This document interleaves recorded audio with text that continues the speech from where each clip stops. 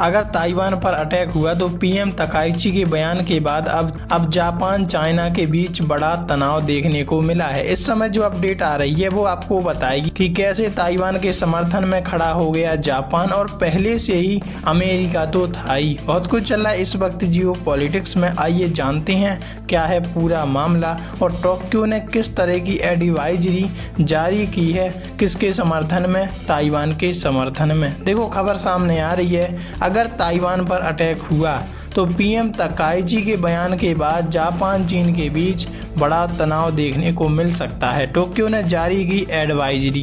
Taiwan मुद्दे पर जापानी पीएम के बयान के बाद जापान चीन रिश्तों में तनाव देखने को मिल रहा है। इस बीच चीन में जापानी नागरिकों के लिए सुरक्षा चेतावनी जारी की है। जापान और चीन के बीच राजनीतिक अविश्वास बहुत पुराना है, लेकिन जापान में नए प्रधानमंत्री के चुनाव के बाद दोनों देशों के बीच रिश्ते सबसे निचले स्तर पर पहुंच गए हैं। जापानी पीएम साने तकाइची ने संसद में कहा कि अगर चीन ताइवान पर सैन्य कार्रवाई करता है तो यह जापान के अस्तित्व पर सीधा खतरा होगा और टोक्यो को जवाबी सैन्य कदम उठाने पड़ सकते हैं। इस बयान ने पूरे एशिया प्रशांत क्षेत्र में हलचल मचा दी। वहीं कहा जाए तो वो देश भी परेशान है जो चीन से जुड़े हुए हैं, क्योंकि अब हमला एक तरफ से नहीं दोनों तरफ से होने वाला है। साने तकाइची के बयान के बाद चीन ने बहुत ही बड़ी बात कह दी जो लोगों को पसंद नहीं आई। सरकारी प्रवक्ताओं, मीडिया और कम्युनिस्ट पार्टी से जुड़े प्लेटफॉर्म ने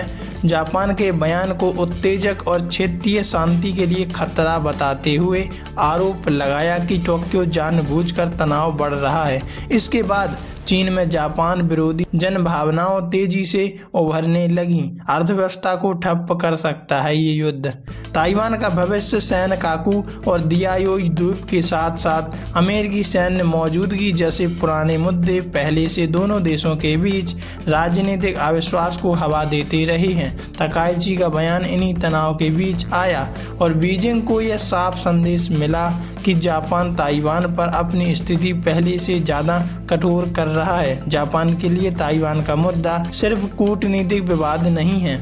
ताइवान जापान के दक्षिण पश्चिमी द्वीपों से मात्र 110 किलोमीटर दूर है और युद्ध की स्थिति होने पर जापानी भूभाग सीधा खतरे में आ जाता है। इसके अलावा ताइवान के पास से गुजरने वाला समुद्री मार्ग जापान की ऊर्जा और व्यापारिक लाइफलाइन है। टोक्यो मानता है कि ताइवान पर किसी भी प्रकार का युद्ध उसकी अर्थव्यवस्था को ठप कर सकता है। चीन में रहने वाले जापानी नागरिकों के लिए खतरे की घंटी। तनाव बढ़ने के साथ ही 18 नवंबर 2025 को जापान के कैबिनेट सचिव मिनेरू किहारा ने चीन में मौजूद जापानी नागरिकों को विशेष सतर्कता बरतने की सलाह दी। किहारा के अनुसार यह कदम चीन में तेजी से फैल रही जापान विरोधी मानसिकता को ध्यान में रखते हुए उठाया गया। जापानी दूतावास की सलाह में कहा गया कि नागरिक भीड़ भाड़ इलाके क्षेत्रों में सतर्क रहें, अनजान लोगों से बहस से बचें, अकेले यात्रा ना करें, किसी संदिग्ध गतिविधि पर तुरंत स्थान छोड़ दें। बच्चों के साथ यात्रा कर रहे परिवार अतिरिक्त सावधानी बरतें। यह स्थिति 2012 के सेनकाकू विवाद के बाद सबसे गंभीर सुरक्षा चेतावनी मानी जा रही है।